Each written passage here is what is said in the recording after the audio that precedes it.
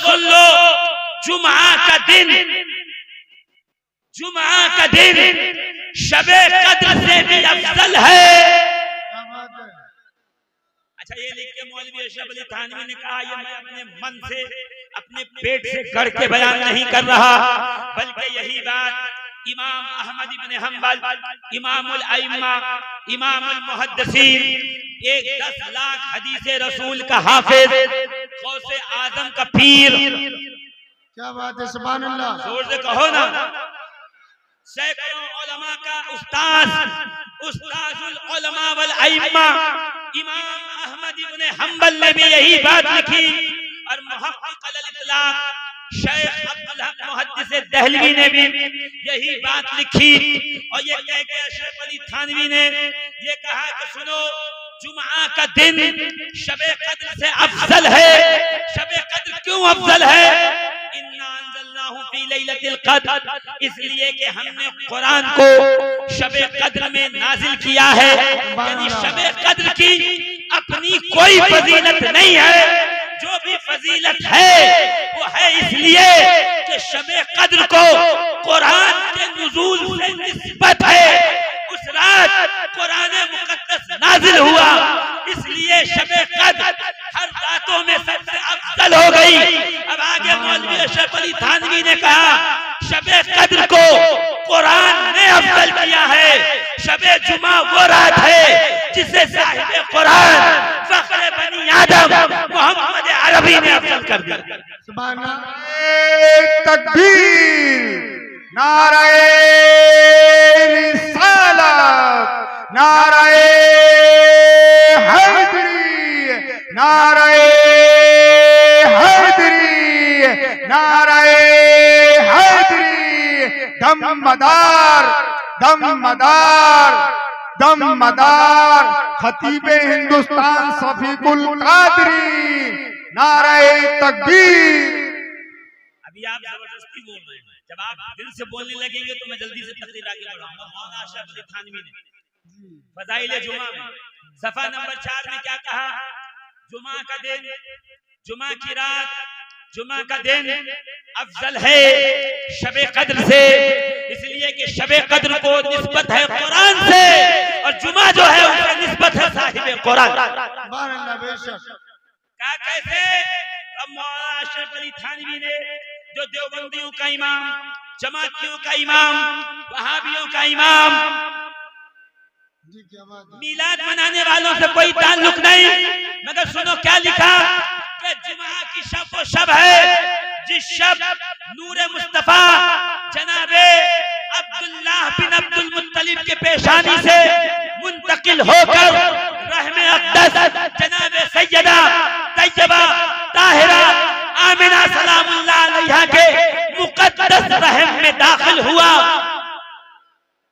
सुभान अल्लाह, का ये रात इसलिए अफजल व आला है कि नूरे मोहम्मदी जनाबे अब्दुल्लाह से मुंतकिल होकर जनाबे आमिना के मुक़द्दस रहम में तशरीफ ले आया, इसलिए ये रात शबे कद्र से अफजल है। तो मैं कहूँ जिस रात ये नूर जनाबे अब्दुल्लाह से आमिना में मुंतकिल हुआ, वो रात शबे कद्र से अफजल हो गई। तो जिस शबे कद्र, जिस शबे मीलाद 12 रबीउल अव्वल की शब ताजदारे कायनात इस दारे फानी में, इस दुनिया में अपने लिबासी बशरी के साथ नूरुन अला नूर, सरापा नूर बन के तशरीफ लाए, वो रात कितनी निस्बतों वाली रात है, वो रात कितनी फजीलतों वाली। अज़ीज़ाने मिल्लत इस्लामिया, मेरी और आपकी बात हम नहीं करेंगे, हम तो हमेशा बड़ों की बात करेंगे, अपनों से अच्छों की बात करेंगे, अपनों से आला और अफजल की बात करेंगे। जी, यानी निस्बत से शय मुमताज होती है, इतनी बात हमें यहाँ से समझ में आई। इसी पे हदीस याद आ गई, सुनिए। मजमऊज़ ज़वाइद अल्लामा नूरुद्दीन हैसमी रिवायत करने वाले खलीफा दुअम अमीरुल मोमिनीन, आयतुम मिन आयातिल्लाह मुअज्जज़तुम मिन मुअज्जिज़ाति रसूल खुदा, दुआए मुस्तफा सैयदना फारूक आज़म रज़ियल्लाहु तबारक व तआला अन्हु रिवायत फरमाते हैं, गौर से सुनिए। जब रावी सैयदना उमर हो, अमीरुल मोमिनीन हो, जिनकी मंशा पे कुरान में 23 आयतों का नुज़ूल हुआ हो, जिसको शक हो शाह वलीउल्लाह मुहद्दिस दहलवी की इज़ालतुल खिफा उठा के देख ले। क्या फरमाया है? 23 आयत कुरानिया वो हैं जो सरकार फारूक आज़म की मंशा के मुताबिक परवरदिगार आलम ने नाज़िल फरमाई।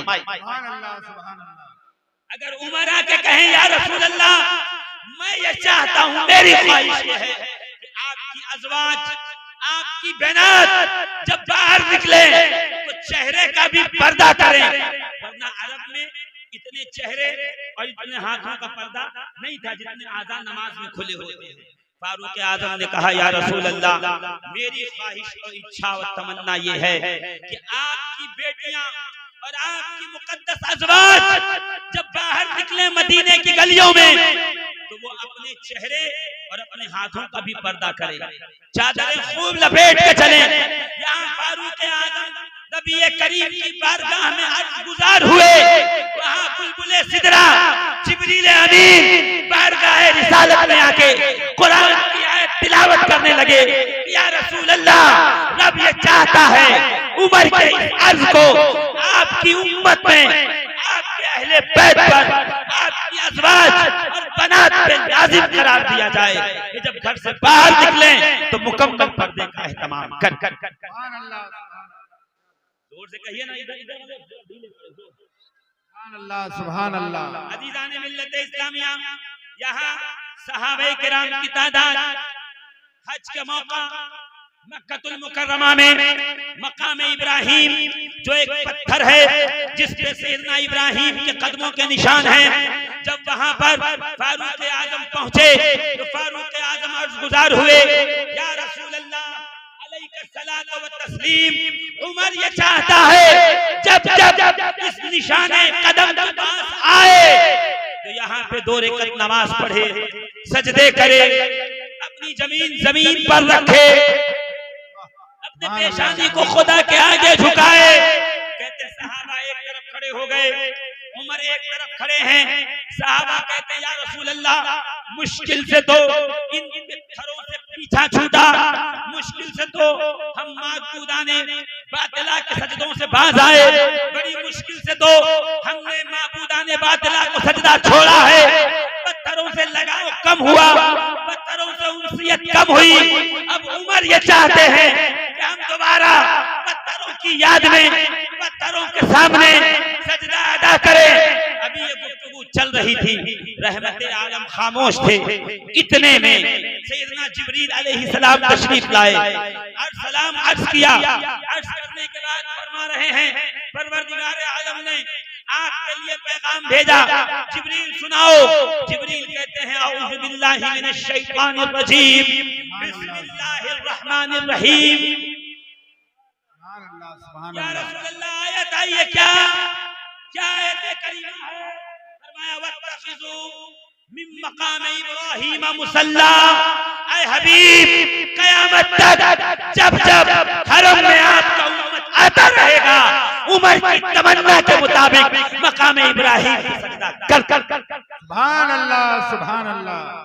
ये रिकॉर्डिंग चली जाए और दुनिया वालों को बता देना कि हम राफिज़ी नहीं है, बल्कि हम मदार को मानने वाले सुन्नी हैं, हम औलिया अल्लाह के चाहने वाले सुन्नी हैं, हम मुस्तफा के अहले बैत से भी प्यार करते हैं, मुस्तफा के सहाबा।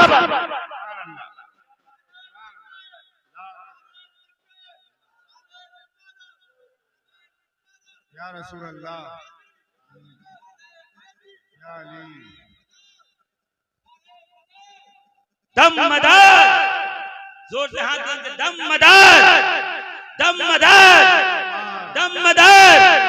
अज़ीज़ान मिल्लत इस्लामिया, सरकार फारूक आज़म रिवायत फरमा रहे हैं, गौर से सुनिए। कौन फारूक आज़म? जिनकी तमन्ना पे कुरान की 23 आयतों का नुज़ूल हो। जी बेशक, फारूक की बात कर रहा हूँ, जिसका नाम सुनकर कैसर व किसरा कांपने लग जाए।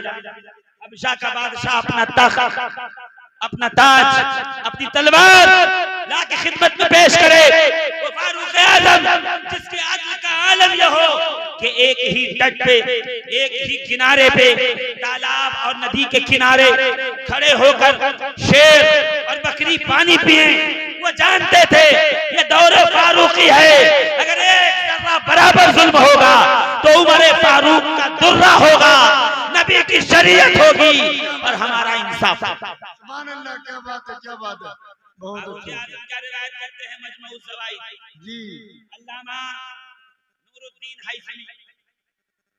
क्या बात है, बहुत जल्दी। नहीं सुना सकता, जोर से कहो ना सुभान अल्लाह। सुभान अल्लाह बोलते रहे, जोर से कहो सुभान अल्लाह। सुभान अल्लाह। देखिए आपको सुभान अल्लाह का सवाब मिलेगा जी, मुझको मेरी सुभान अल्लाह का। सुनिए, अल जन्नतो हुर्रिमत अलल अंबियाई हत्ता अदखुलहा,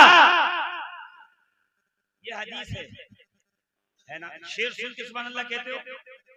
अरे बोलो ना सुभान अल्लाह। शेर सुन के सुभान अल्लाह कहते हो, है ना। वो शायर का तखय्युल, उसके अल्फाज होते हैं जो रदीफ व काफिये में मुज़य्यन होकर शेर बन के आपके समातों के हवाले किए जाते हैं। ये शेर तो नहीं है मगर ये ज़बाने रसालत से निकले हुए जुमले हैं। सुभान अल्लाह। तो मैं कहता हूँ वो शेर है, ये सवा शेर है। सुभान अल्लाह। शेर पे सुभान अल्लाह कह सकते हो तो सवा शेर पे भी सुभान अल्लाह कहो ना। सुभान अल्लाह। अल जन्नतो हुर्रिमत अलल अंबियाई हत्ता अदखुलहा। आगे फरमाते हैं मेरे आका अलैहिस्सलातु व तस्लीम, वल जन्नतो हुर्रिमत अलल उममी हत्ता यदखुलहा उम्मती। सुभान अल्लाह।